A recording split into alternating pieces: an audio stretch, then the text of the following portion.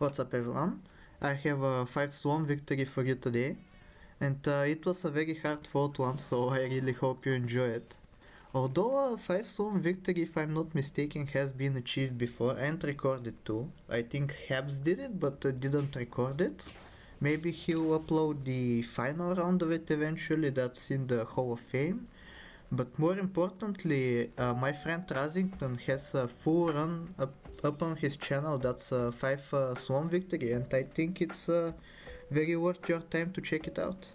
He also has a 5 Badger victory, I think, that he recently achieved, and from after the nerf, I think that hasn't been achieved before, so I think it's worth your time to check it out. For now though, I think I find the first one here, yeah I do, and I pick it up and I give it meat, a classic play, you know, having the Swan not be useless in battle. And I get the Blowfish too, because from all of my 5 of a kind attempts, I think that I understand now that you need as many early wins as you can get, because late game you can't really hope to scale up against the opponents that are running like Cat and Worm and Bison, and especially summon builds you can't really hope to beat, so getting the early win so you don't have to go to that end game is usually a good idea, although this makes it quite far, I shall say. I pick up the elephant here, which I don't really do usually, but because I have this chunky blowfish, I'm like, why not? I was feeling quite spicy that day, I guess. And did it pay off? I don't think so. I think without the elephant this would have been a draw too, like if I had picked up another unit. Maybe I should have been fishing for a loss actually, because I had a snail frozen, but you can't really afford to lose any lives when you're doing 5 of a kinds. Like, I'll go for an intentional loss if I have like 2 or 3 snails frozen, because that way the stat gain is so crazy that it's worth losing 2 or 3 lives to get it. But otherwise, maybe not so much.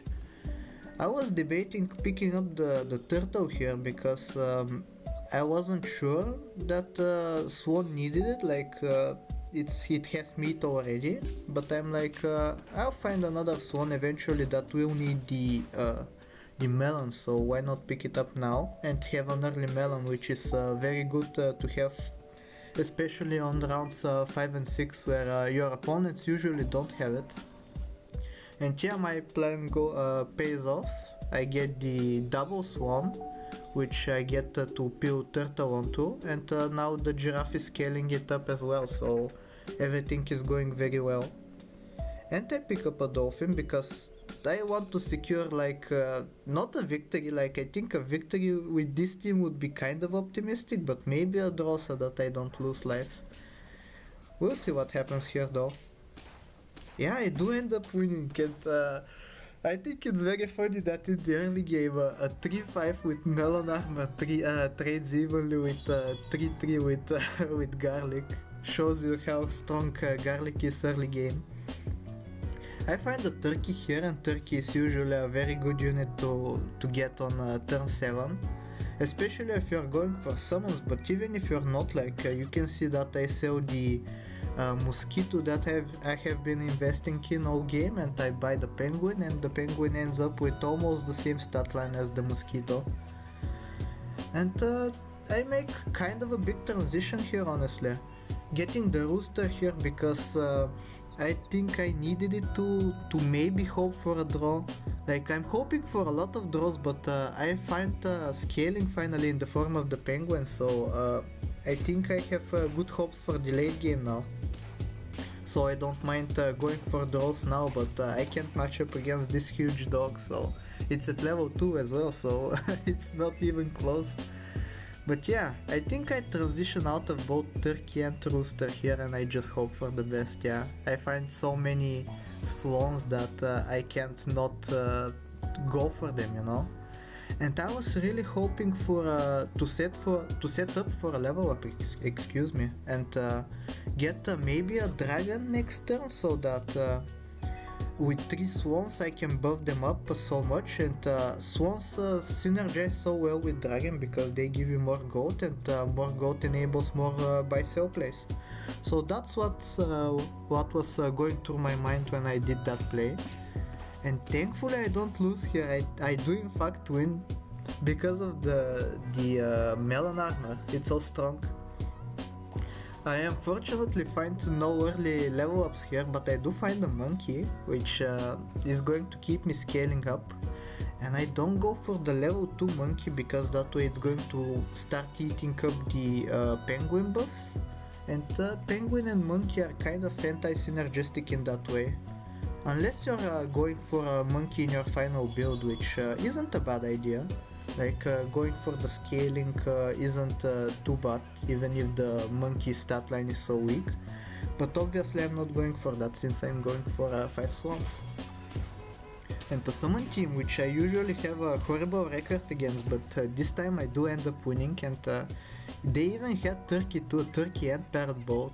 Like usually summon teams at this point will still have a horse in them, but winning against the turkey felt so good.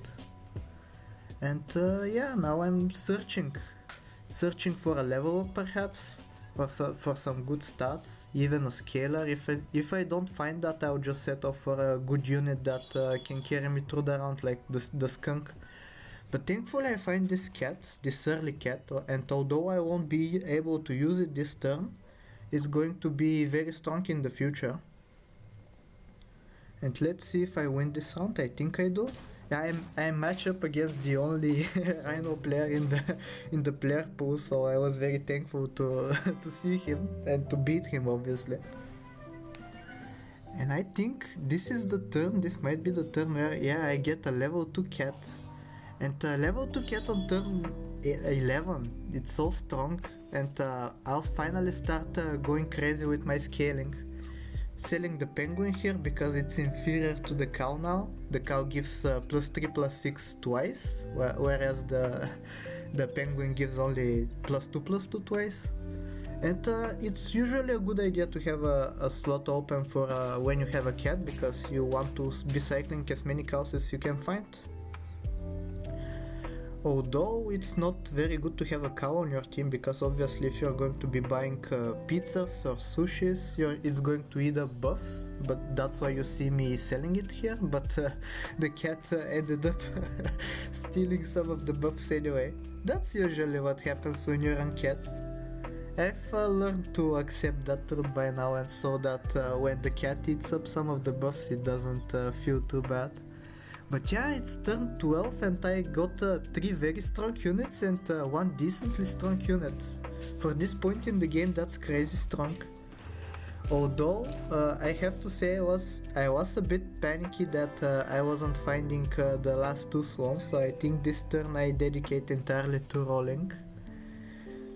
I do freeze good foods I find along the way though, because with level 2 cats they're just so valuable to have. Like even a pair, like you obviously want pizzas more than anything, but pairs are the second best option you have for a targeted large buff.